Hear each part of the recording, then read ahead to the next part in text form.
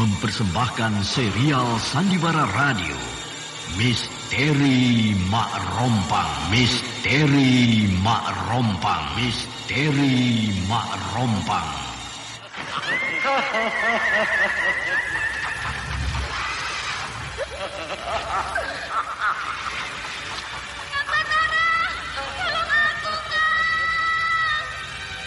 Cepat kemari, Wulan.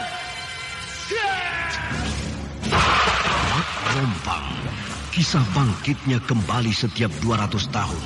Seorang anak manusia yang dapat berganti wajah dan wujud. Terkadang menjadi seorang gadis cantik teramat cantik. Terkadang menjadi seorang nenek tua renta buruk rupa yang selalu menimbulkan prahara dan malapetaka mengerikan bagi umat manusia.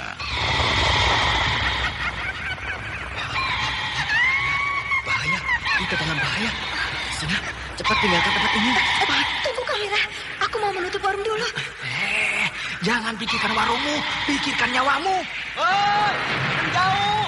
Tuk Tunggal bilang menjauh. Takut itu berawa panas. Tuk Tunggal ada di mana, Wira? Tuk Tunggal berada di dalam kabut. Hei, menyingkir semua. Menyingkir keluar dari desa.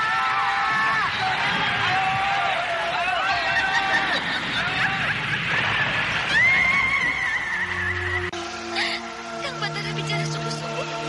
Iya, karena saya mencintaimu, Wulandari. Mak Rompang diselingi pula tawa ria penuh canda serta kisah cinta kasih yang penuh dengan liku-pilu kehidupan dari dua insan manusia.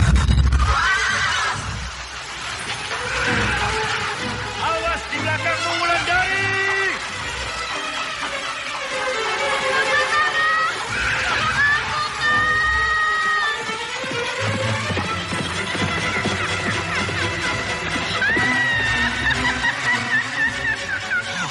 Celaka, Wulandari dibawa lari Mak Rompang. Iya.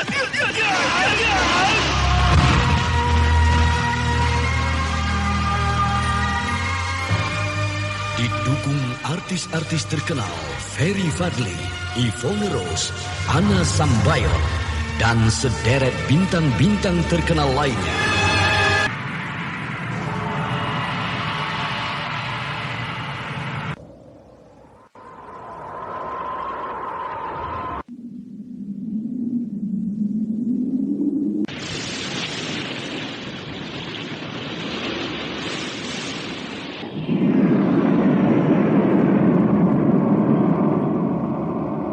Aku ingin mencari sendiri pembunuh guruku itu.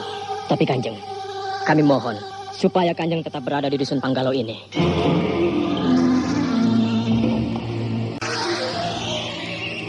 Ikutilah episode ke-22, Sepasang Mutiara.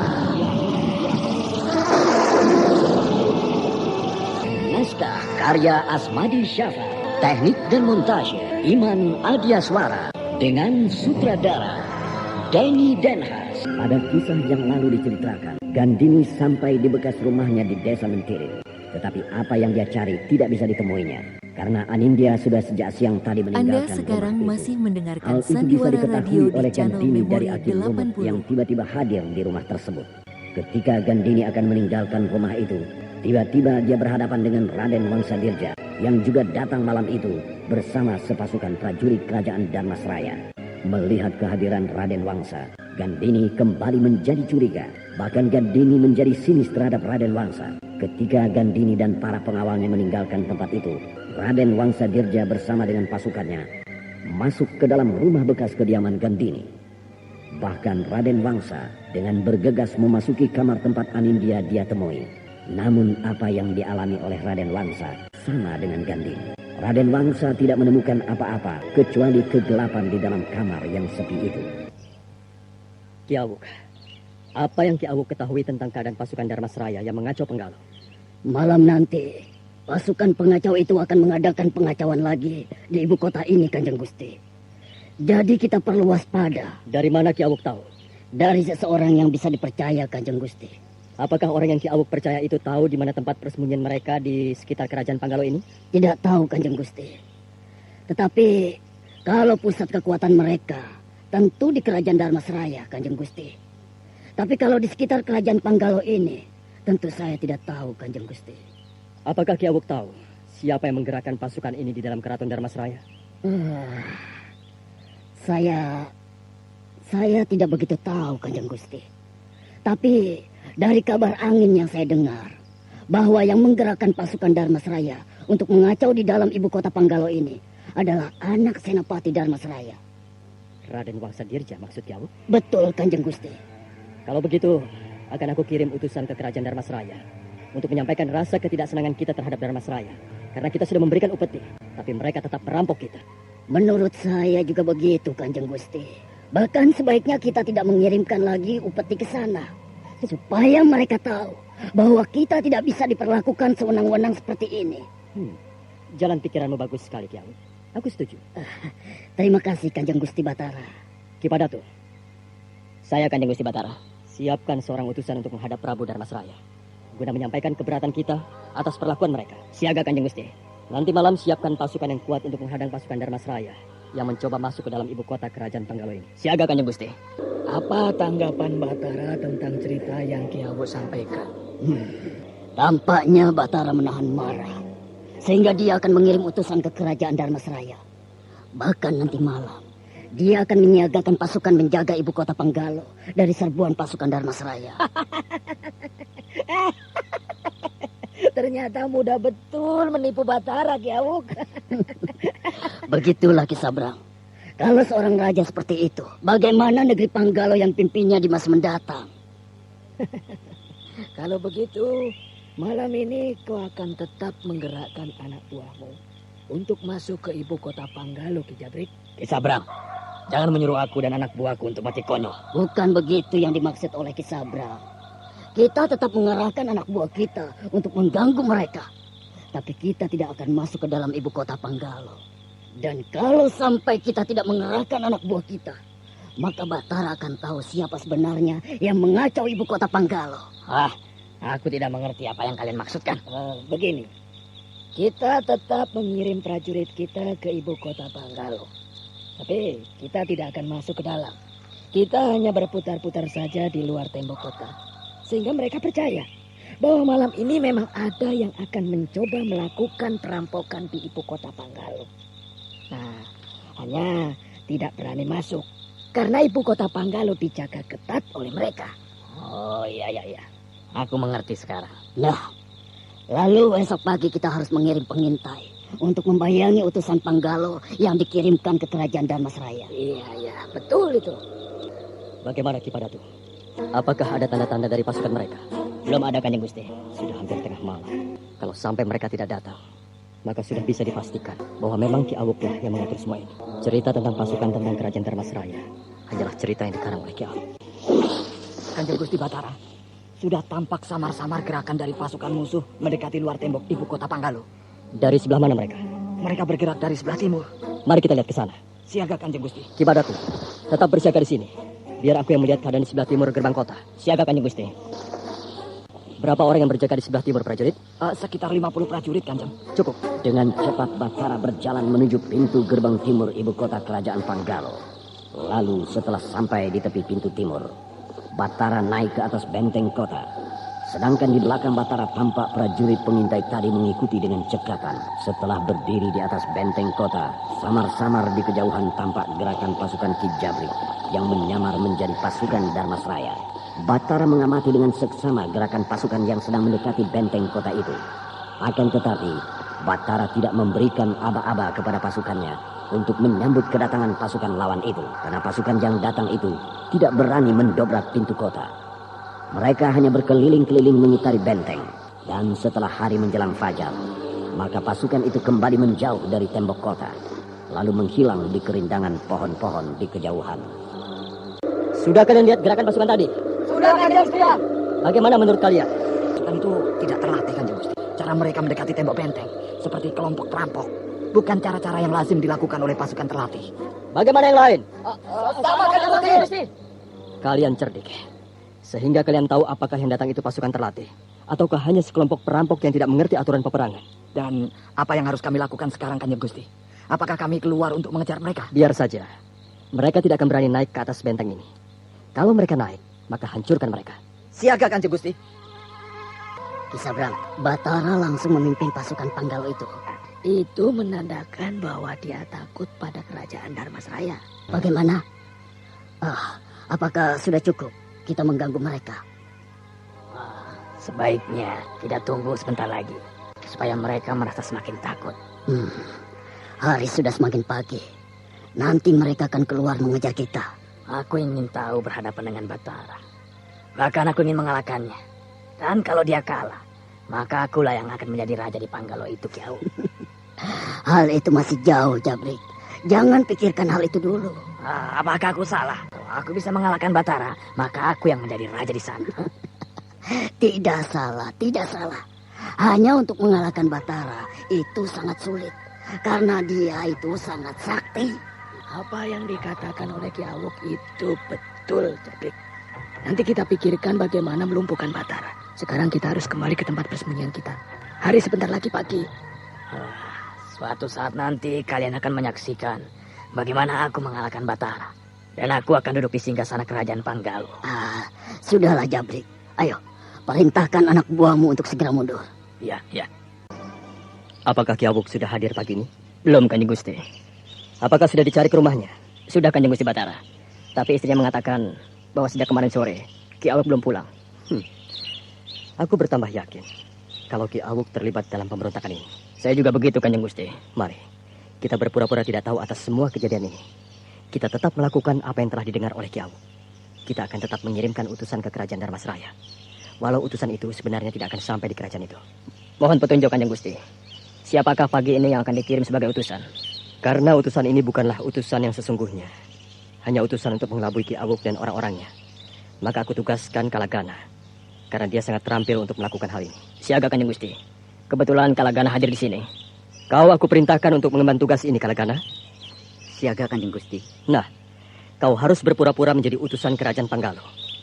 Di dalam perjalananmu nanti, kau pasti akan dibayang-bayangi oleh kaum pemberontak itu. Dan kau harus bisa membekuk salah seorang pemberontak yang membayangi perjalananmu. Bahkan kau harus membawa orang yang kau tangkap itu hidup-hidup kemari. Dan aku yakin, kau akan bisa melakukan tugasmu itu dengan baik. Karena di dalam pasukan Singasari dulu, tugasmu juga sama dengan tugas yang akan kau pikul sekarang, Kalagana. Siaga, Kanjeng Gusti. Dan kalau boleh saya tahu, kapan tugas itu harus saya jalankan, Kanjeng Gusti? Sekarang, pagi ini. Siaga, Kanjeng Gusti. Saya mohon diri untuk memulai tugas itu sekarang. Pergilah. Doaku akan selalu mengiringimu. Terima kasih atas doa, Kanjeng Gusti. Saya mohon pamit. Pergilah. Apakah kau sudah menyiapkan pasukan khusus untuk melindungi Kalagana dalam perjalanannya? Sudah, Kanjeng Gusti. Saya menyiapkan 10 orang pasukan khusus yang akan menyamar menjadi orang biasa. Di mana mereka sekarang? Mereka sedang menunggu di sepanjang jalan yang akan dilalui oleh Kalagana. Bahkan ada di antara mereka yang sudah berjalan lebih dahulu. Bagus. Semoga dia berhasil. Saya yakin, Gusti. Dalam waktu yang tidak lama, Kalagana akan kembali membawa orang yang dia tangkap. Aku belum melihat tanda-tanda ada orang yang membayang-bayangi perjalananku. Tapi semoga apa yang dikatakan oleh Kanjeng Gusti betul. Jalan yang aku tempuh ini semakin lama semakin sepi. Bahkan aku sudah mulai memasuki hutan belantara. Perasaanku mulai agak lain. Seolah-olah ada bahaya mengintai.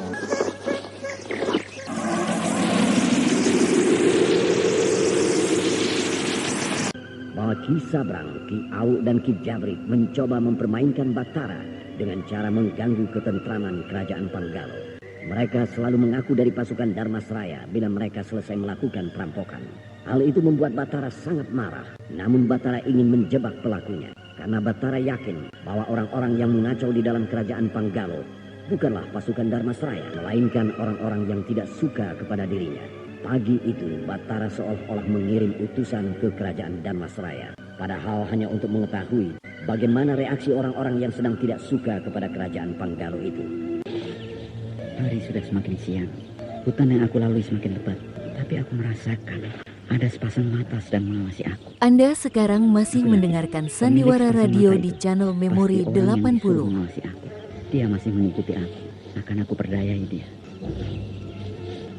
Babi hutan. Nah ini. Kebetulan aku sedang berhadapan dengan seekor babi hutan. Aku akan berpura-pura takut pada binatang ini. Aku harus lari untuk menipu orang itu.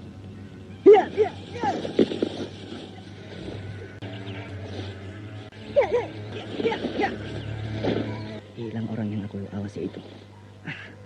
Aku bisa kena damprat oleh Ki Jabrik kalau orang ini lepas dari pengawasanku. Jarak perjalananku sudah cukup jauh. Sudah 1 hari 1 malam aku mengikuti jejaknya. Tapi tiba-tiba dia lari ketika melihat seekor babi hutan yang ada di hadapannya. Sehingga aku tidak bisa mengejarnya. Aku akan terus mencari orang itu. Aku tidak mau kehilangan jejak dia. Betul kataku. Memang ada orang yang mengikuti aku. Aku sudah melihat sosok tubuh orang yang membayangi perjalananku. Dia tetap mengejar ke arah aku melompat tadi. Padahal aku kini berada di belakangnya. Kini terbalik. Bukan dia yang membayangi perjalananku, tapi aku yang membayangi dia. Dengan sangat hati-hati, Kalagana mengikuti orang suruhan Jabrik yang bernama Batung itu. Kini memang keadaannya menjadi terbalik. Kalagana balik mengikuti Batung. Sedangkan Batung tidak tahu kalau kini dia yang menjadi sasaran lawannya. Batung terus berjalan menyusuri jalan menuju kerajaan Dharmasraya. Sementara itu, Kalagana mempermainkan Batung. Beberapa kali Kalagana menampakkan diri jauh di depan Batung. Sehingga Batung menjadi semakin penasaran.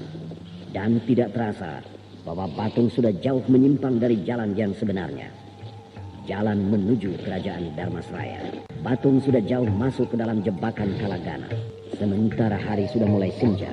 Batung melihat Kalagana beristirahat di kejauhan. Sehingga Batung pun mencoba untuk istirahat. Dari 5 hari perjalanan. Tapi belum juga ada tanda-tanda bahwa jalan ini sudah mendekati kerajaan Dharmasraya. Apakah orang itu salah jalan? Kau! Ya, aku. Kenapa kau terkejut? Kau terkejut kenapa kita sampai di sini? Dan kau harus tahu bahwa jalan ini bukan menuju ke Dharmasraya. Hah? Aku memang bukan menuju ke Dharmasraya. Kau mau kemana? Aku mau meringkusmu. Bangkit kau. Mau apa kau? Mau menangkapmu. Ayo bangun. Tidak semudah itu kau bisa menangkapku.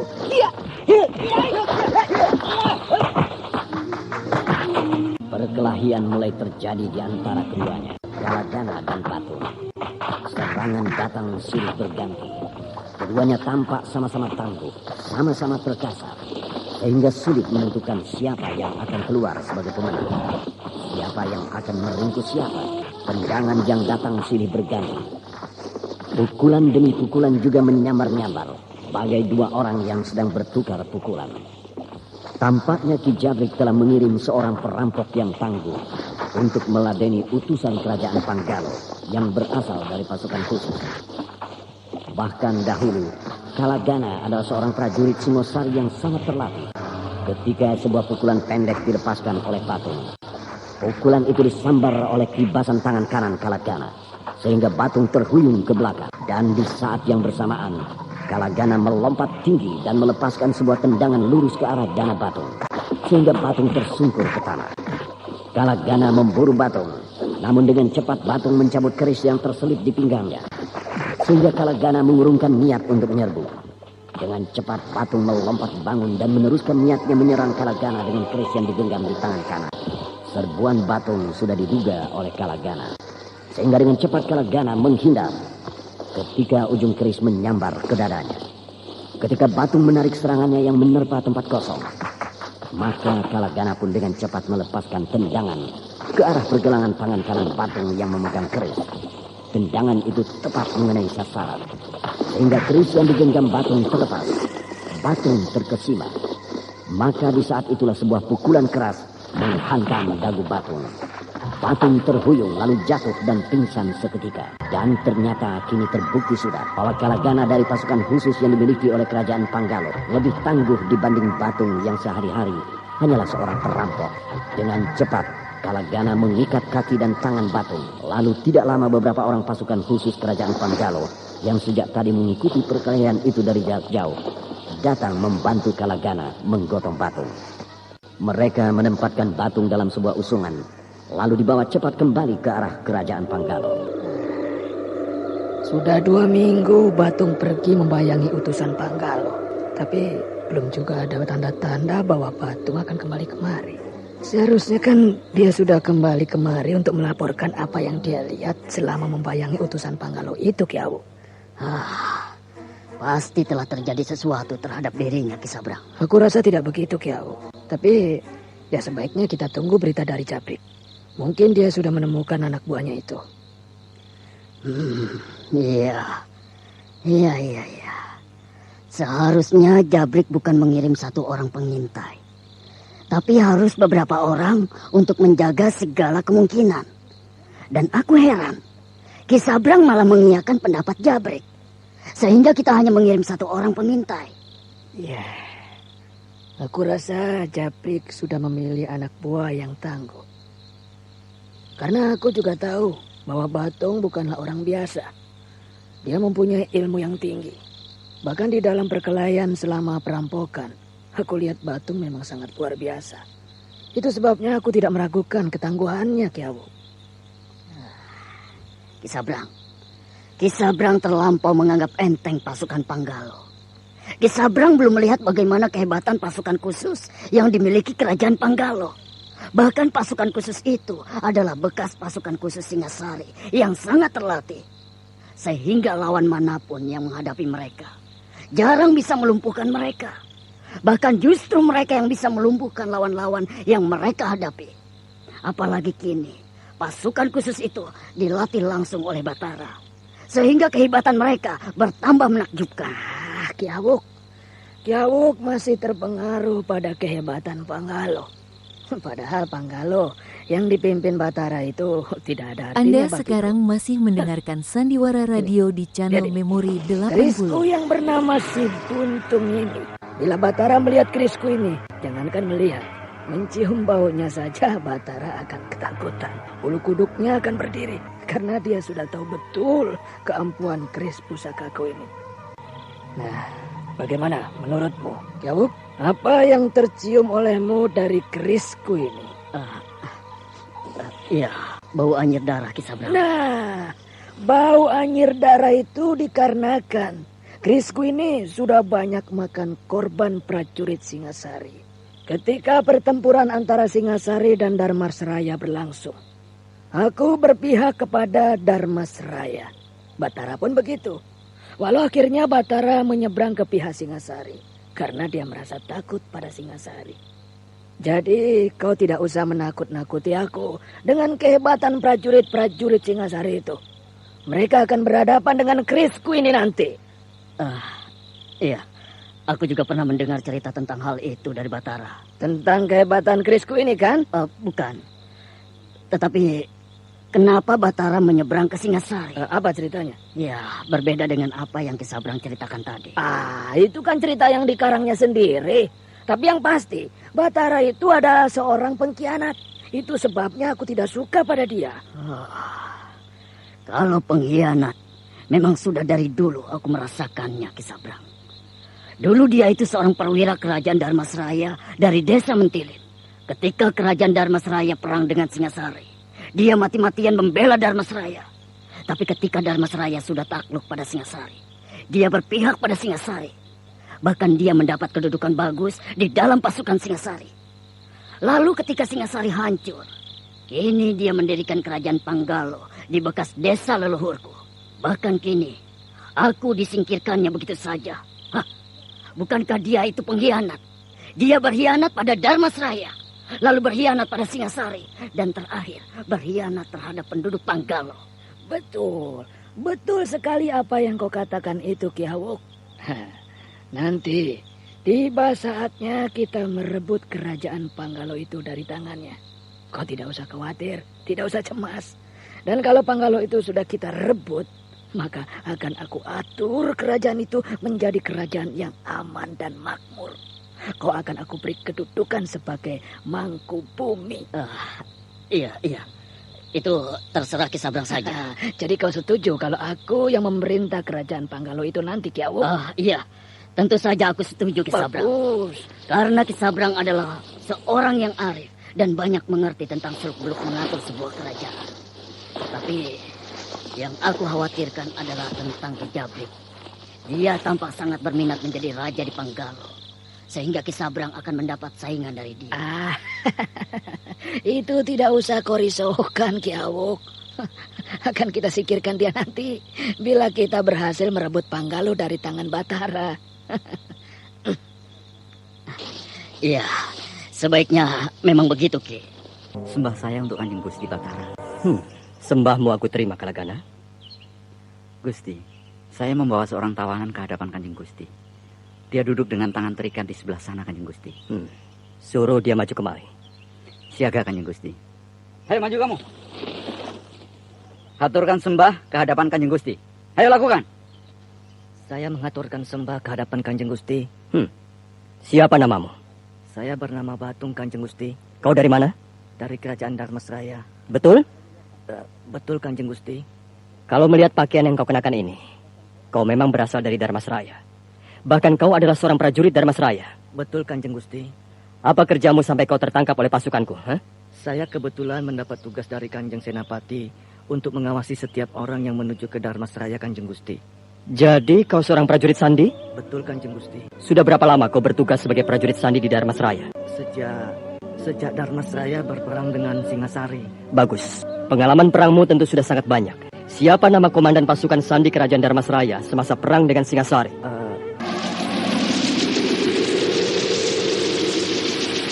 Bahwa setelah melalui perkelahian lama dan seru, Kalagana dapat meringkus orang yang membayangi perjalanannya. Orang itu bernama Batung.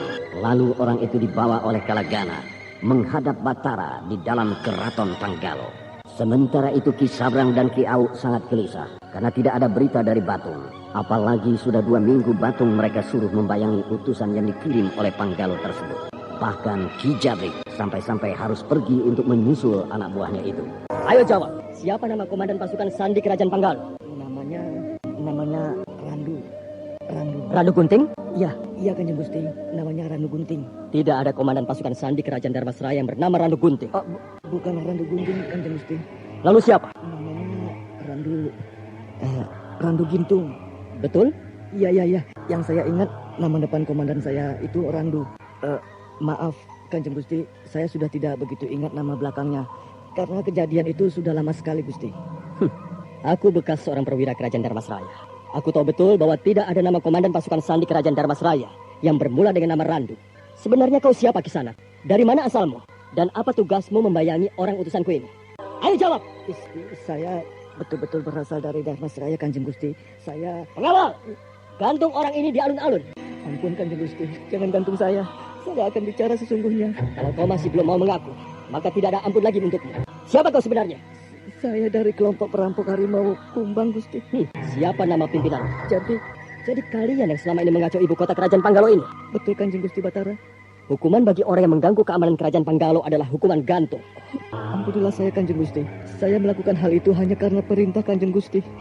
Kalau Kanjeng Gusti menghukum saya dengan hukuman gantung, bagaimana anak istri saya nanti?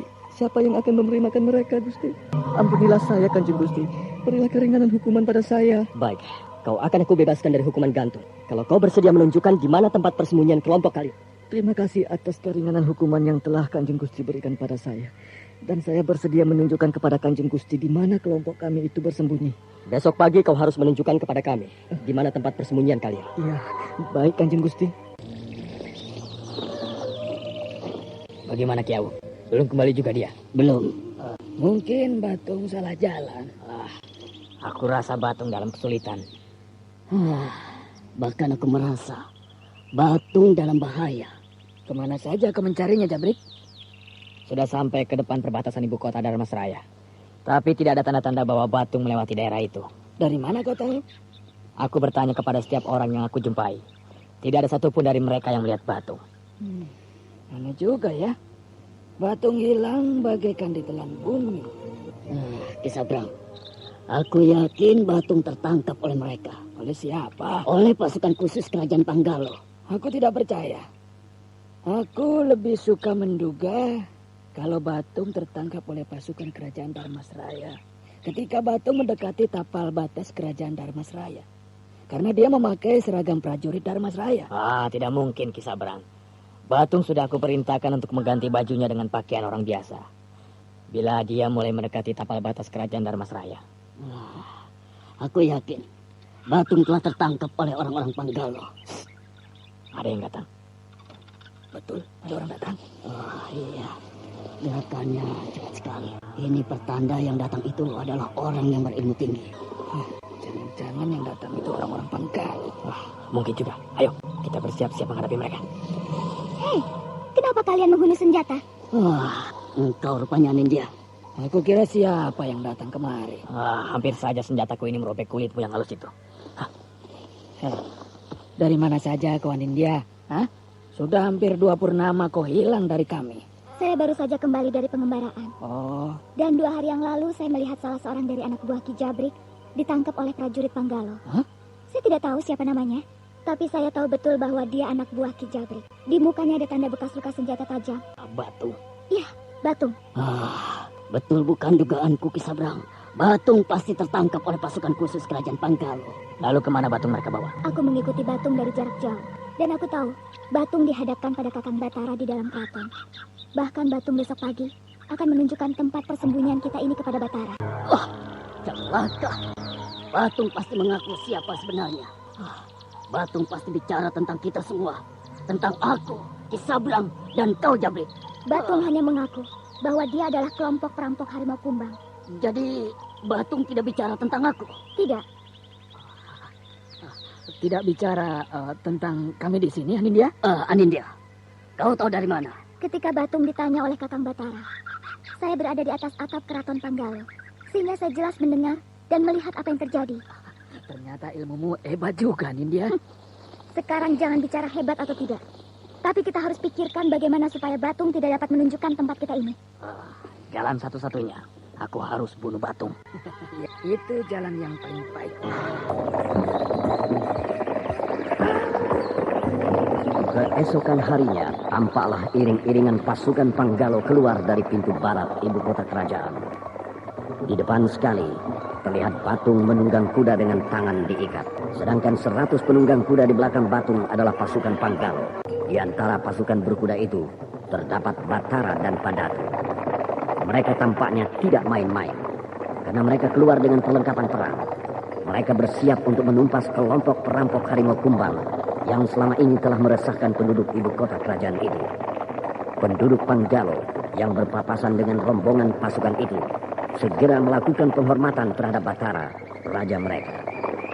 Namun pada raut wajah orang-orang itu tampak heran.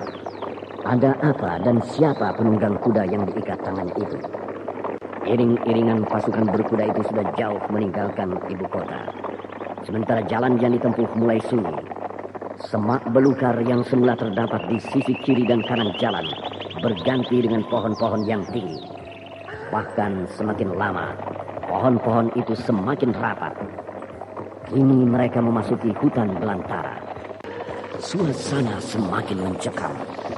Pasukan Panggalo mulai berhati-hati terhadap sekeliling mereka. Senjata-senjata yang ada di tangan mereka genggam erat-erat. Sedangkan Batung tetap menunggang kuda paling depan berjalan perlahan. Batara, Padatu, dan 100 prajurit Panggalo itu tidak tahu kalau ada sepasang mata yang sedang mengawasi gerakan mereka.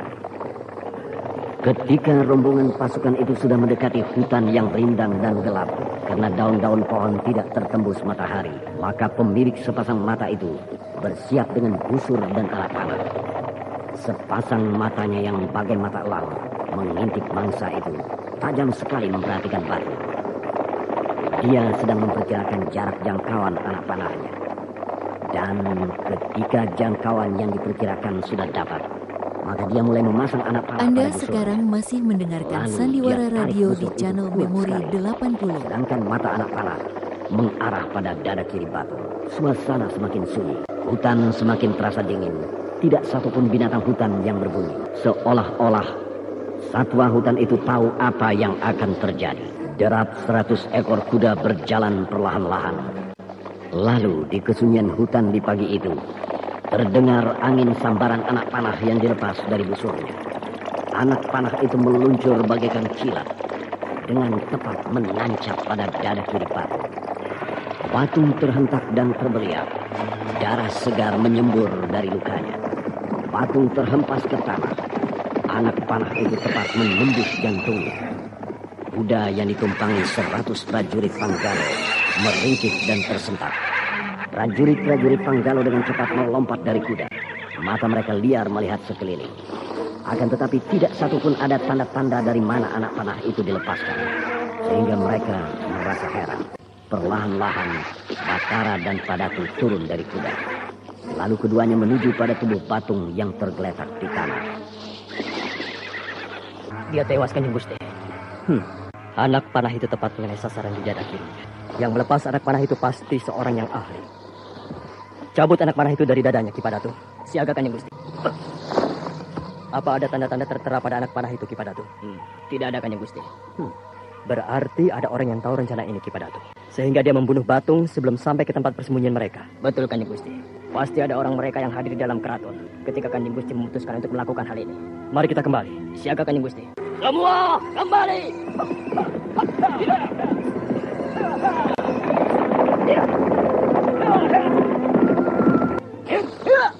Bagaimana, Jabrik? Berhasil? Berhasil. Bahkan anak panah itu tetap mengenai dada kirinya. Bagus. Tempat ini tidak boleh diketahui oleh orang-orang Panggalo. Mana Ki Awuk? Ki Awuk sedang pergi ke Panggalo supaya tidak dicurigai oleh Batara.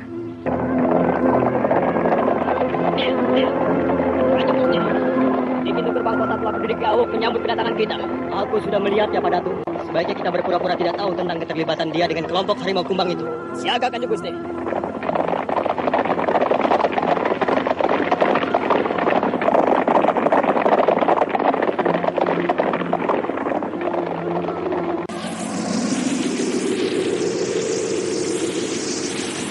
Batung disuruh menunjukkan tempat persembunyian kelompok harimau kumbang. Dan pada pagi yang dingin itu, tampaklah Batung menunggang kuda paling depan dengan tangan terikat. Sementara 100 pasukan Panggalo yang dipimpin oleh Batara dan Padatu mengiringi dari belakang. Tampaknya Batara dan pasukannya sudah siap untuk menyerbu sarang perampok harimau kumbang itu. Sebelum pagi yang dingin itu, Anindya sudah mengetahui rencana Batara. Karena Anindya dengan ilmunya yang tinggi mengintip dan mendengar rencana Batara dari atas atap keraton Panggalo. Rencana Batara ini dia sampaikan kepada Ki Sabrang, Ki Jabrik dan Ki Awuk. Sehingga ketiga orang itu membuat rencana untuk membunuh Batung.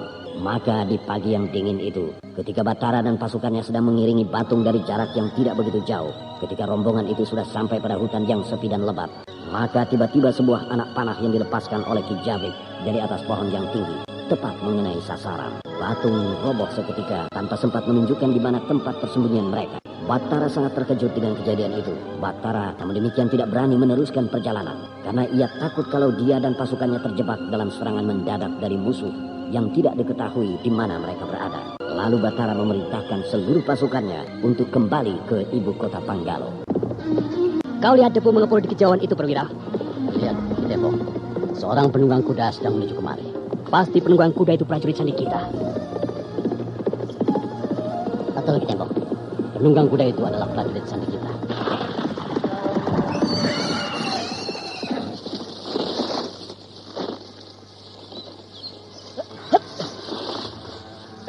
Ki Tembong, menurut pengamatan saya, rombongan pengungsi terakhir sudah mendekati batas desa Tegalsari, Ki. Kenapa mereka terlambat masuk kemari? Karena Den Ayu Gandini terlambat bergabung dengan rombongan pengungsi itu, Ki. Den Ayu terlambat bergabung? Dari mana Den Ayu Gandini? Saya tidak tahu dari mana Den Ayu Gandini, Ki Tembong. Jadi, apakah Den Ayu Gandini yang memimpin rombongan pengungsi Mentilin itu, prajurit? Betul, Ki Tembong. Mungkin kita harus mempersiapkan tempat yang baik untuk para pengungsi itu. Sebagaimana yang disampaikan kemarin oleh petugas sandi dari Mentilin. Karena mereka semua tampak sangat keletihan, Ki. Terutama perempuan dan anak-anaknya. Dan juga kita harus mempersiapkan penyambutan terhadap Den Ayu Gandini sebagai pemimpin Tegalsari yang baru. Tempat menampung pengungsi sudah disiapkan di alun-alun. Apakah penyambutan untuk Den Ayu sudah disiapkan? Sudah, Ki Tembong. Bahkan seluruh pasukan dan penduduk Tegalsari sudah berjajar di sepanjang jalan yang akan dilalui oleh Den Ayu beserta rombongan pengungsi. Mereka sudah bersiap-siap sejak tadi pagi. Bagus. Supaya Den Ayu Gandini betul-betul merasa bahwa Den Ayu datang ke rumahnya sendiri. Debu-debu mengepul di kejauhan, Ki Tembong. Mereka rupanya sudah datang. Mari kita bersiap menyambut kedatangan Den Ayu Gandini dan rombongan pengungsi Mentilin yang terakhir. Siaga, siaga.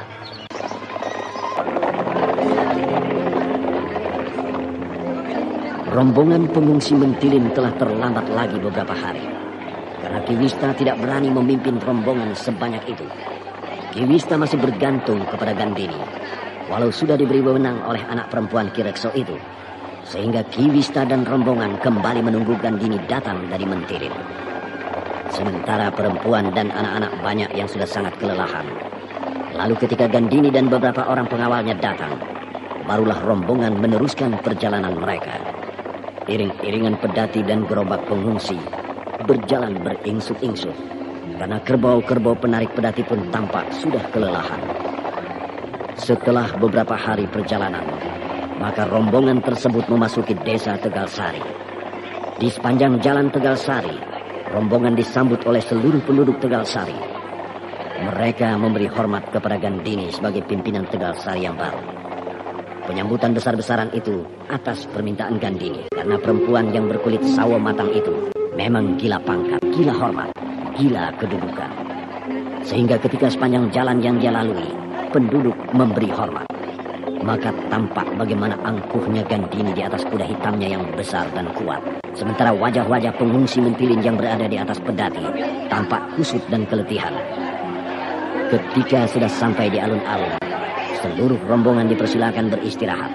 Makanan dan minuman ala kadarnya dibagi-bagikan kepada mereka. Sedangkan Gandini terus menuju rumah megah bekas milik Ki Sabrang. Lalu para pengawal Mentilin yang sudah lama datang di Tegalsari bersama pengawal dan pasukan Tegalsari tampak sibuk mempersiapkan segala sesuatu untuk keperluan pimpinan baru mereka. Ketika Gandini sudah sampai di halaman rumah yang megah itu, dia langsung melompat dari kuda bagaikan seorang pendekar tangguh, lalu melangkah lebar memasuki ruangan di mana singgasana untuknya telah dipersiapkan. Dan tanpa banyak membuang waktu lagi, Gandini langsung memimpin rapat dan memberikan perintah-perintah kepada seluruh bawahannya untuk kerja pertama mengurus Tegalsari. Jadi pertama-tama yang harus dikerjakan ialah memberikan pemondokan bagi pengungsi yang sekarang sedang berada di alun-alun. Semuanya sudah disiapkan, Den Ayu Laras. Bagus. Dan perlu kalian ketahui semua bahwa susunan petinggi Tegalsari sama dengan susunan petinggi yang ada di Mentilin, yaitu Ki Wista tetap sebagai penasihatku di Tegalsari ini, sedangkan Tembong sebagai wakilku di Tegalsari ini. Sedangkan yang lain tetap menjabat jabatan sebagaimana yang kalian jabat selama ini di Tegalsari. Siaga, Den Ayu Laras Gandini. Kini aku ingin melihat penjara yang ada di Tegalsari ini. Orang-orang yang selama ini disekap oleh Ki Sabrang akan aku bebaskan, karena pasti banyak orang-orang yang berpihak kepadaku disekap Ki Sabrang di dalam tahanan itu. Tampaknya pemimpin kita yang baru ini lebih tegas daripada Ki Sabrang. Iya. Aku suka caranya ini. Iya, kalau aku menilai lain ke sana. Ya, bagaimana penilaian? Den Ayu Laras Gandini ini tampak lebih bengis daripada Ki Sabrang. Dia tidak akan segan-segan melakukan kekejaman bila dia anggap perlu. Dari mana kau bisa menilai seperti itu, Kisana? Matanya tajam dan mengerikan. Bagaikan mata burung elang mengintai mangsa. Kau ada-ada saja. Mata Den Ayu Laras itu adalah mata wanita yang bagus dan memikat. Coba kau bayangkan, kalau matanya itu mengerling, maka kau pasti akan takluk di bawah telapak kakinya. Itu kan cerita yang kau dengar dari orang lain. Bahwa Den Ayu Laras adalah wanita penakluk dan pengumpul banyak laki-laki. Ya memang begitu. Lihat, sejak tadi dia memperhatikan Ki Tembong. Walau Ki Tembong tidak sadar bahwa dia selalu dipandang dengan tajam. Iya. Dia pandang dari ujung rambut sampai ke ujung kaki.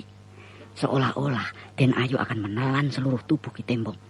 Dan aku yakin tidak lama lagi Ki Tembong pasti takluk di bawah telapak kaki Den Ayu Laras Gandini. Apalagi kalau Ki Tembong sudah diangkat menjadi wakilnya di Tegalsari ini, sehingga mereka akan punya banyak waktu untuk berduaan.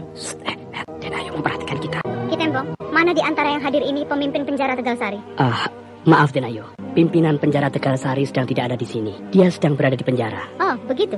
Jadi dia tidak bersedia duduk di hadapanku untuk mendengarkan petunjuk-petunjuk yang aku berikan? Siapa namanya? Namanya Rinca, Den Ayu. Kalau begitu, antarkan aku ke penjara Tegalsari sekarang juga. Siaga, Den. Orang-orang di ruangan tahanan pertama itu, kenapa mereka ditahan, Ki Tembong? Karena mereka tidak suka terhadap orang-orang Mentilin, terutama kepada pengungsi Mentilin yang datang ke Tegalsari ini, Den. Oh, begitu? Ya. Kurang ajar sekali mereka. Aku ingin bicara dengan salah satu tahanan itu. Silahkan, Den Ayu. Tapi saya tidak akan membukakan pintu tahanan mereka, karena hal itu akan sangat berbahaya. Iya, betul. Aku akan bicara di dekat pintu tahanan mereka saja. Yang mana pemimpin mereka, Tembong? Yang wajahnya bengis itu, Den Ayu. Oh, itu. Betul, Den Ayu. Hei, siapa namamu? Ganta. Kisanak tahu kenapa Kisanak berada di dalam ini? Tanya saja pada bangsat itu. Apakah kamu bisa lebih sopan menjawab pertanyaanku? Tidak perlu ramah kepada perempuan penjajah seperti kamu. Ki Tembong, keluarkan orang ini. Aku ingin bicara lebih bebas dengan dia. Siaga, Den Ayu. Keluar kamu. Tutup kembali pintunya. Siaga, Den Ayu. Apa perlu ikatan tangannya dibuka, Den? Tidak usah. Apa perlumu menyuruh aku keluar dari dalam ruang tahananku? Supaya aku bisa lebih leluasa bicara denganmu, Kisanak. Apalagi yang akan kau tanyakan padaku, perempuan busuk? Aku tidak ingin lagi bertanya padamu, Ganta. Aku hanya ingin mengatakan bahwa mulai hari ini aku yang memimpin Tegalsari. Aku yang menentukan nasib Tegalsari beserta seluruh penduduknya. Aku tidak peduli. Karena kau tidak peduli, maka kau tidak perlu hidup lagi di bumi ini. Dengan cepat Gandini mencabut kerisnya. Lalu bagaikan kilat keris itu telah bersarang di perut Ganta. Dan bagaikan kilat dicabutnya keris itu. Dan dalam satu kali ayun kembali keris tersebut bersarang di dada Ganta. Sehingga dalam waktu sekejap Ganta terhempas ke lantai dan tewas bermandikan darah. Ganta tidak bisa mengelakkan serangan itu. Nah, tangannya terikat. Gandini memandang sinis pada mayat Ganta. Sementara yang hadir menjadi takut menyaksikan peristiwa yang tidak mereka sangka-sangka itu. Dengan tenang, Gandini menyarungkan kerisnya. Lalu dia memberi perintah kepada para pengawal yang hadir di sana. Buang mayat pengkhianat ini ke sungai, biar menjadi mangsa buaya. Siaga, Den Ayu. Betul kan apa yang aku duga tadi? Baru saja beberapa saat dia memimpin Tegalsari, sudah satu korban jatuh, ditikam dengan kerisnya. Itu bukan salah Den Ayu, tapi salah Ganta. Karena Ganta kasar terhadap Den Ayu. Betul, tapi kan tidak perlu berbuat sekejam itu. Itu namanya pemimpin yang tegas. Andai kata aku diperlakukan seperti itu, maka aku juga akan berbuat sama dengan Den Ayu Gandini. Kau sudah terkena lirikan mata maut perempuan itu, Kisanak. Sehingga tiba-tiba saja kau membela tindakannya. Dan itu siapa, Ki Tembong? Pakaiannya berbeda dengan tahanan yang lain. Dia itu bernama Rinca, Den Ayu. Rinca? Iya. Bukankah dia itu pemimpin penjara di Tegalsari ini, Ki Tembong? Betul, Den Ayu. Apa salahnya? Karena dia tidak suka mengurus pengungsi-pengungsi yang datang dari Mentilin, Den Ayu. Ternyata manusia-manusia ini bukanlah orang yang suka ketentraman. Pasti perempuan itu akan membunuh Rinca, Kisanak. Rinca memang harus dibunuh. Bahwa Gandini bersama rombongan pengungsi terakhir memasuki desa Tegalsari. Desa yang akan dipimpinnya atas restu dari petinggi kerajaan Dharmasraya, yaitu Senopati Dharmasraya. Dengan sambutan yang terpaksa dari penduduk Tegalsari, mereka mengeluh-elukan Gandini di sepanjang jalan Tegalsari. Karena penduduk Tegalsari sudah pernah kenal dengan perempuan yang mereka anggap ganas dan kejam ini. Hanya penduduk Mentilin saja yang betul-betul menyambut dengan segala senang hati. Mereka menghormati Gandini bagaikan seorang raja. Sehingga Gandini memasuki desa Tegalsari dengan rasa bangga bukan main. Sesampai di Tegalsari, Gandini langsung mengadakan petunjuk-petunjuk kepada seluruh petinggi Tegalsari. Bahkan Gandini melihatkan kekuasaannya kepada seluruh petinggi dengan menghukum seorang narapidana di hadapan petinggi Tegalsari. Sehingga narapidana itu langsung tewas terkena tikaman keris Gandini. Maka para petinggi Tegalsari yang menyaksikannya menjadi sangat ngeri. Bagaimana, Tembong? Apa kata orang-orang setelah aku menghukum Ganta di depan mereka kemarin? Banyak petinggi Tegalsari menjadi ngeri, Den Ayu Gandini. Jangan panggil aku Den Ayu bila berdua seperti ini, Tembong. Maaf. Wah, Gandini pasti punya maksud seperti dulu terhadapku. Sehingga aku dilarang memanggil gelarnya bila berdua seperti ini. Ayolah, Tembong, bicaralah. Apa kata orang-orang tentang tindakanku kemarin di penjara itu? Mereka mulai takut padamu, Gandini. Karena kau bisa bertindak tegas terhadap pembangkang-pembangkang itu. Memang itu yang aku mau. Bahkan untuk pertama-tama aku memerintah di Tegalsari ini, aku akan membasmi pembangkang-pembangkang yang pernah mengecehku dulu di sini, Tembong. Ya, memang itu cara yang bagus, kan ini. Sehingga tidak akan ada lagi ganjalan untuk memimpin Tegalsari ini di masa mendatang. Memang itu yang aku mau, Tembong. Aku ingin Tegalsari ini seperti Mentilin. Tidak ada satupun penduduk yang membenci aku. Tapi di sini lain. Terlampau banyak orang-orang yang membenci aku. Itu tidak benar, Gandini. Orang-orang yang membencimu sudah aku tangkap dan aku penjarakan semua. Orang yang kau penjarakan terlampau banyak, Tembong. Sehingga orang yang membenciku bisa berkali-kali lipat banyaknya di luar yang kau penjarakan itu. Apakah kau lupa bahwa aku pernah menggempur Tegalsari bersama Hunta beberapa waktu yang lalu? Bahkan banyak orang-orang Tegalsari yang tewas di dalam peperangan itu. Ya, aku rasa orang-orang yang membenciku ini adalah orang-orang yang terlibat di dalam peperangan melawan Mentilin dulu. Gandini masih teringat pada orang Tartar itu. Betul kan, Tembong? Iya, betul. Tapi itu mudah, Gandini. Orang-orang itu nanti akan kita tangkap. Tapi mereka sebenarnya harus tahu kenapa Anda aku sekarang masih mendengarkan Sandiwara Radio di channel Memori 80. Tapi aku membenci Ki Sabrang. Sedangkan mereka sudah terkena hasutan Ki Sabrang. Sehingga mereka berperang di pihak Ki Sabrang. Ya, tentu ini juga hasutan dari Raden Wangsadirja, Gandini. Aku juga merasa muak dengan Raden Wangsadirja, Tembong. Bahkan aku juga ingin supaya orang itu tidak ada lagi di bumi Dharmasraya ini. Aku merasa sanggup untuk menyingkirkannya. Tapi kita tidak bisa bertindak semena-mena terhadap Raden Wangsadirja, Tembong. Karena Ramanda Raden Wangsadirja lah yang memberikan wewenang padaku untuk menjadi pemimpin di Tegalsari ini. Tanpa penunjukan beliau, aku tidak akan punya arti apa-apa. Kalau memang begitu, rumit. Kita tidak usah pikirkan Raden Wangsadirja untuk sementara waktu. Ya. Selama Ramanda Senapati masih berkuasa. Raden Wangsadirja sudah datang.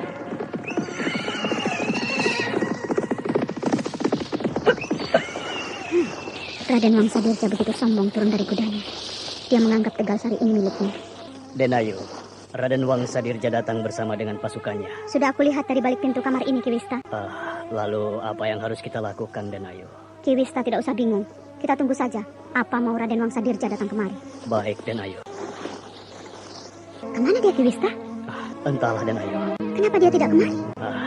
Raden Wangsadirja hanya melintas saja di halaman rumah ini.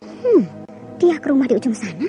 Apakah rumah di ujung itu sudah dibereskan, Ki Wista? Rumah itu tidak boleh dimasuki, Den Ayu, kecuali oleh Raden Wangsadirja. Hah? Siapa bilang begitu? Penjaga rumah itu, Den Ayu. Karena rumah itu bukanlah rumah Ki Sabra. Rumah itu milik Raden Wangsadirja bersama dengan istrinya, Den Ayu Ani. Oh, begitu. Aku baru tahu sekarang. Pantas Raden Wangsadirja tidak kemari. Karena tujuannya memang ke rumah itu. Raden Wangsadirja, apakah boleh aku mengganggu sore ini? Oh, kau? Apakah boleh aku duduk, Raden? Silakan. Boleh aku bertanya, Raden? Tanya tentang apa? Sudah 2 hari Raden Wangsa di sini. Kenapa Raden tidak menemui aku? Aku ke Tegalsari ini bukan untuk menemuimu, Kandini. Tapi aku ingin beristirahat dari kesibukan ibu kota kerajaan Dharmasraya. Aku tahu bahwa rumah ini bukan milik pemimpin Tegalsari. Tapi aku adalah pemimpin Tegalsari. Sehingga setiap orang masuk ke Tegalsari, aku harus tahu. Jadi maksudmu aku harus melapor kepadamu, begitu? Setidak-tidaknya Raden Wangsa menemuiku sebagai basa-basi masuk ke daerahku. Kau boleh mencurigai setiap orang yang masuk ke Tegalsari. Tapi aku bukan orang asing kan bagimu. Sehingga aku rasa aku tidak perlu menemuimu, Kandini. Apalagi aku datang ke rumahku sendiri. Aku tidak mengganggu ketentramanmu di Tegalsari. Ya, baiklah. Ada lagi yang kau tanyakan padaku? Apa sebenarnya yang Raden kerjakan di rumahku di desa Mentilin beberapa hari yang lalu? Aku hanya ingin melihat bagaimana rumahmu itu setelah kau tinggalkan. Hanya itu? Ya, hanya itu. Aku ini bekas istri Raden. Aku tahu apa yang Raden cari di sana. Kalau kau sudah tahu, untuk apa kau tanyakan lagi padaku? Aku hanya ingin jawaban dari Raden sendiri. Kau ini aneh, Kandini. Untuk apa jawaban dariku? Kalau jawaban itu tidak perlu bagimu. Baik, kalau Raden tidak mau menjawabnya. Permisi. Kau baru keluar dari rumah Raden Wangsadirja. Dan kembali, aku akan gigit jari melihat hubungan mereka. Padahal Kandini sudah memberi angin padaku bahwa aku akan bisa lagi berhubungan seperti dulu dengan dia. Hidup apa sebenarnya yang sedang aku tempuh ini? Kalau aku menolak Kandini, aku pasti masuk penjara lagi. Tapi kalau aku diam saja, maka aku akan melihat kejadian-kejadian seperti tadi. Dulu aku mempunyai seorang istri yang setia, Ani. Tapi kini entah di mana dia berada. Seumur hidupku, aku tidak akan pernah lagi menemukan perempuan seperti dia. Tembong?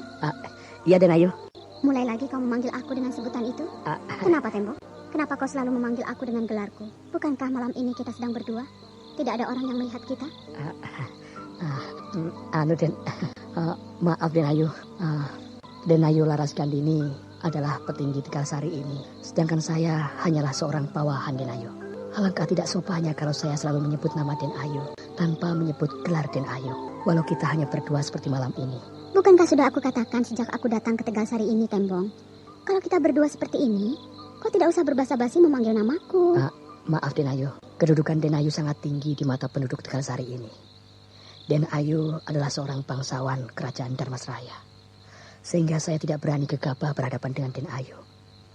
Saya takut kualat terhadap Baginda Gusti Prabu yang telah merestui kedudukan Den Ayu di Tegalsari ini. Tembong. Kenapa kau jadi aneh malam ini? Bukankah malam ini milik kita berdua? Bukankah malam ini kita akan menikmatinya dengan penuh rasa cinta? Maaf, Den Ayu. Saya takut melakukannya. Saya takut pada kutuk Gusti Prabu Dharmasraya. Baiklah, istirahatlah kau ke tempatmu. Karena aku mau tidur. Saya permisi, Den Ayu. Ada apa? Kenapa Tembong tiba-tiba berubah seperti itu? Apakah dia tidak tahu kalau aku sedang kesepian? Suara langkah kaki itu semakin dekat. Apakah Tembong datang lagi kemari? Apakah Tembong berubah pikiran? Lalu dia bersedia menemani aku malam ini? Suara langkah kaki itu persis berhenti di depan pintu kamarku. Coba aku intip. Raden Wangsa Dirja. Perlu apa Raden Wangsa Dirja malam-malam kemari? Apakah perlu aku bukakan pintu? Gandini, Gandini. Aku tidak peduli. Aku tidak mau membukakan pintu ini. Dia terlampau sombong padaku. Gandini, bukakan pintunya. Aku mau bicara sebentar. Aku tahu kau belum tidur, Gandini. Aku tahu kau sedang mendengarkan suaraku ini. Ayolah, buka pintunya. Sialan, dia tahu aku belum tidur. Ayolah, Gandini, buka pintunya.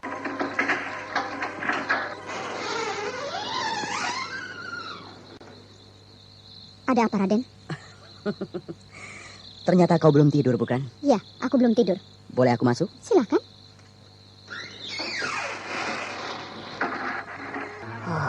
Betul dugaanku. Gandini dan Raden Wangsa Dirja mengulang kejadian lama ketika dimentilin dulu. Kalau tidak, mereka tidak akan berlama-lama di dalam kamar itu. Bahwa Gandini kembali kambuh penyakitnya. Penyakit cinta yang selalu haus mengumpulkan laki-laki di waktu malam di dalam kamar. Hal itu belum diketahui oleh banyak penduduk Tegalsari. Karena mereka masih samar-samar tentang pribadi Gandini dan kehidupannya. Sementara Tembong yang dirayu oleh Gandini untuk tujuan itu menolaknya dengan halus. Gandini bertambah gemas. Sementara bekas suami Gandini yang bernama Raden Wangsa Dirja masih tidak peduli terhadap bekas istrinya itu. Dia masih memikirkan gadis cantik yang bernama Anindya. Raden Wangsa sebenarnya sudah beberapa kali bertemu dengan Anindya. Namun kali ini dia betul-betul terkesima dengan kecantikan gadis itu. Sehingga pikirannya tertuju hanya kepada Anindya semata. Kenapa kau tutup pintu itu? Angin malam kencang sekali. Tidak baik untuk kesehatanku. Nah, Raden, kini silahkan. Apa keperluan Raden datang ke kamarku ini? Aku ingin bertanya padamu, Gandini. Tentang apa? Kenapa Raden diam? Kenapa Raden ragu-ragu? Aku bertanya yang sebenarnya kau sudah tahu apa yang akan aku tanyakan padamu. Maaf Raden Wangsa, aku belum tahu apa yang akan Raden tanyakan padaku. Bukankah tadi siang kau sudah tahu apa yang terlintas dalam pikiranku saat itu? Maaf Raden Wangsa, aku betul-betul lupa. Sehingga aku tidak tahu maksud kedatangan Raden malam ini ke dalam kamarku. Baiklah, malam ini aku sangat memerlukanmu, Gandini. Betul? Betul. Kalau tidak, untuk apa aku malam-malam begini mengganggu tidurmu? Mari Raden, aku belum mau tidur. Aku masih segar untuk bangun semalaman. Gandini, kau tentu tahu apa maksudku datang malam-malam ke rumahmu di Menting. Jadi Raden bukan butuh diriku, tapi butuh pendapatku malam ini. Kenapa? Apa aku salah? Tidak. Aku sangka Raden Wangsa bisa memenuhi kesepian diriku malam ini. Ternyata dia hanya ingin bicara padaku. Jadi kau tidak tahu apa yang aku maksudkan? Tidak tahu Raden. Aku ingin menanyakan tentang Anindya. Jadi Raden Wangsa sudah tergila-gila pada Anindya?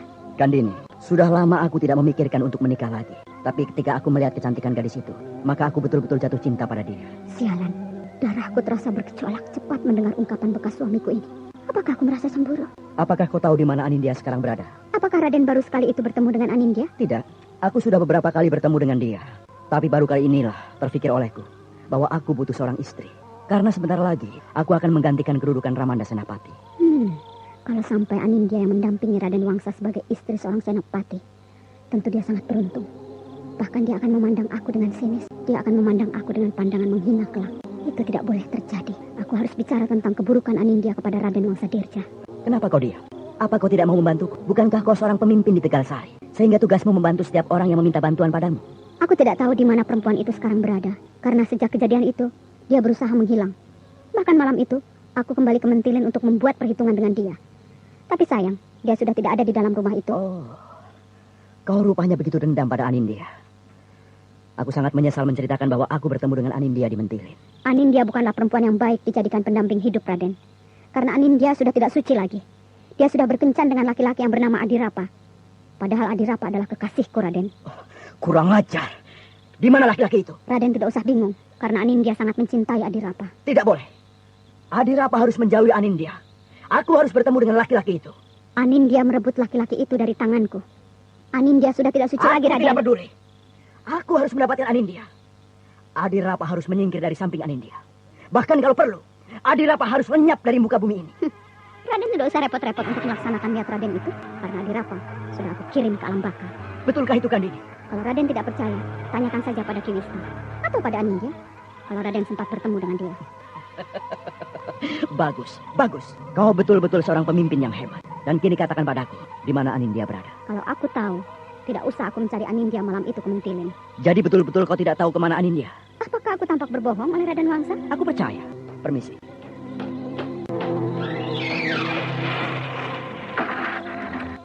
Raden Wangsa Dirja mengganggu istirahatku saja. Jadi jugakah Kanjeng Gusti pergi ke Telaga Sore hari ini? Sudah 1 purnama aku meninggalkan Wulandari di Telaga Sore Padatu. Sehingga aku harus kembali ke sana untuk melihat keadaannya. Apalagi ibu kota Panggalo sudah aman dari gangguan kelompok harimau kumbang. Betul Kanjeng Gusti. Nah, segala urusan pemerintahan adalah tanggung jawabmu selama aku tidak ada. Siaga Kanjeng Gusti. Segala perlengkapan Kanjeng Gusti sudah disediakan. Maksudmu? Perlengkapan kuda tunggangan sudah tersedia di halaman keraton Kanjeng. Oh, tidak usah.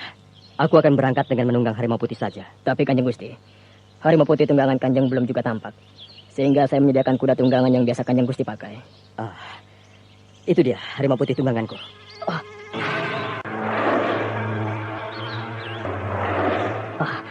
Maaf Aki Patok, saya tidak melihat kehadiran Aki Patok di tangga keraton ini. Nah, aku berangkat. Kalau terjadi apa-apa, cepat kirim berita padaku. Siaga Kanjeng Gusti. Aku merasa Kanjeng Gusti Batara akan menjadi raja besar di kemudian hari. Wulandari? Kakang? Iya, aku. Aku tidak menyangka kalau Kakang Batara akan secepat ini kembali ke Telaga Sore. Tugasku di sana sudah aku. Tadi pagi.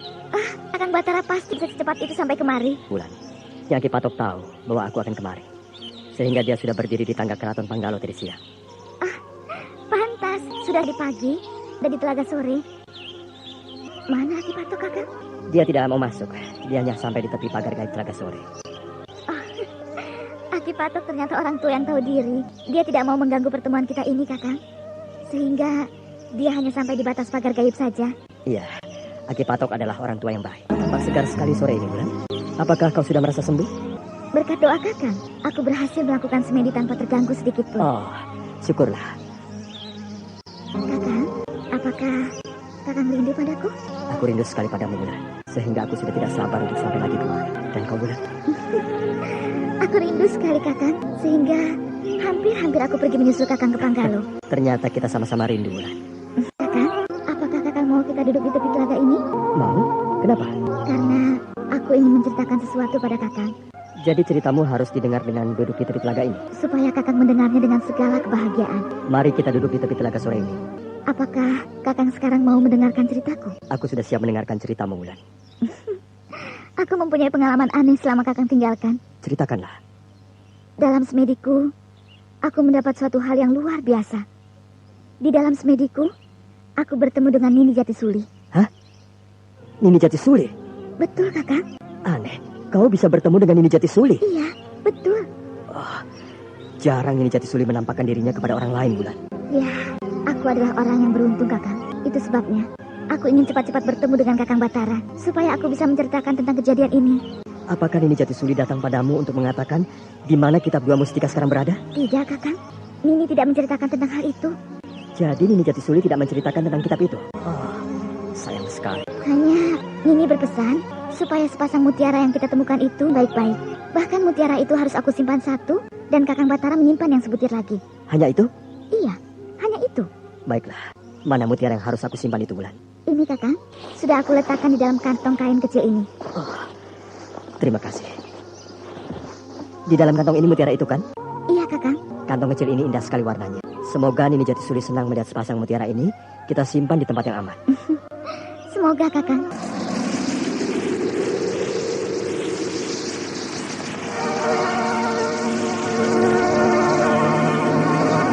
Demikianlah tadi serial Sandiwara Radio Misteri Mak Rompang episode ke-22 Sepasang Mutiara.